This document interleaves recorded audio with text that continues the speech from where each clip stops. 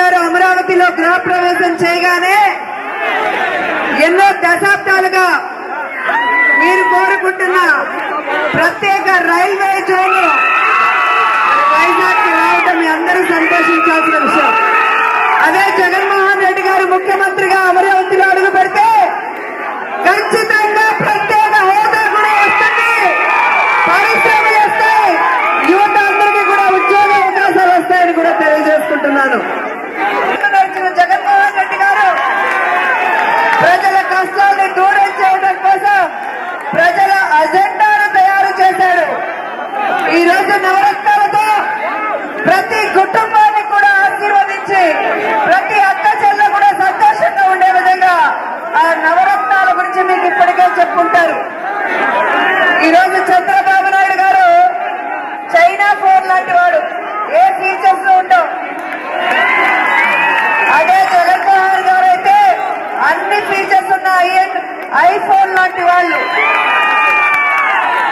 ఆయనేమో కొత్త కొత్త ఆలోచనలతో ప్రజలకి కష్టాన్ని దూరం చేయాలి అనుకుంటుంటే చంద్రబాబు నాయుడు ఏమో జగన్మోహన్ రెడ్డి గారిని కాపీ కొట్టాలని ఈ రోజు 2000 పెన్షన్ పెంచడం కానీ రైతు ఆసరా కానీ ఈ విధంగా కాపీ కొట్టుకుంటూ పోతున్నాడు. స్కూల్లో కనుక కాపీ కొడితే ఎలా అయితే డీబార్ చేస్తారో పొలిటికల్ లో కాపీ కొడుతున్న చంద్రబాబు నాయుడు గారిని కూడా డీబార్ చేసి ఏపీ నుంచి తరిమి కొట్టండి కూడా మీ అందరినీ కోరుకుంటున్నాను. చక్కరించి మిమ్మల్ని మోసం చేయాలనుకుంటున్నాడు. ఆ చెక్కులు ఒకటి మాత్రమే ఈ నెల చెల్లుతుంది. ఎన్నికల నోటిఫికేషన్ వస్తే అవి చెల్లని చెక్కులు. నేను చేయాలనుకున్నా కానీ ఎన్నికల కమిషన్ చేయనివ్వలేదని చెప్పి ఎవరో ఒకరి మీద బురద చల్లి మళ్లీ మిమ్మల్ని మోసం చేయాలనుకుంటున్నాడు.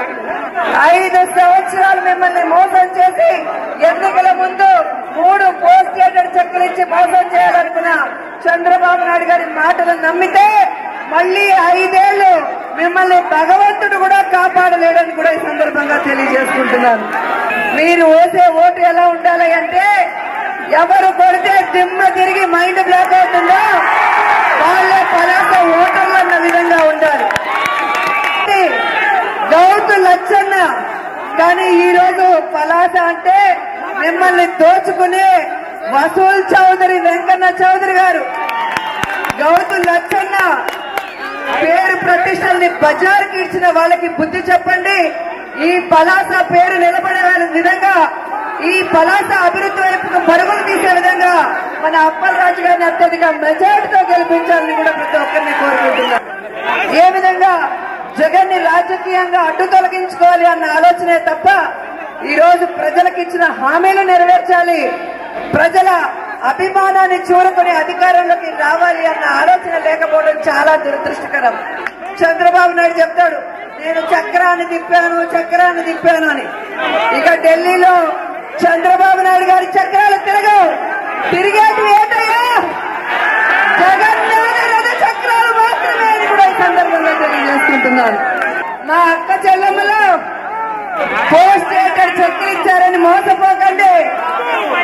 మనకి రక్షణ ఉండాలన్నా, మనం మహిళా సాధికారత సాధించాలన్నా, రాజకీయంగా ఆర్థికంగా ఎదగాలన్నా అది వైఎస్ఆర్ కుటుంబం వల్ల జరుగుతుందన్న విషయం తెలుసుకొని ప్రతి ఒక్కరూ ఫ్యాన్ గుర్తు ఓటేయాలని కోరుకుంటూ సెలవు తీసుకుంటున్నారు.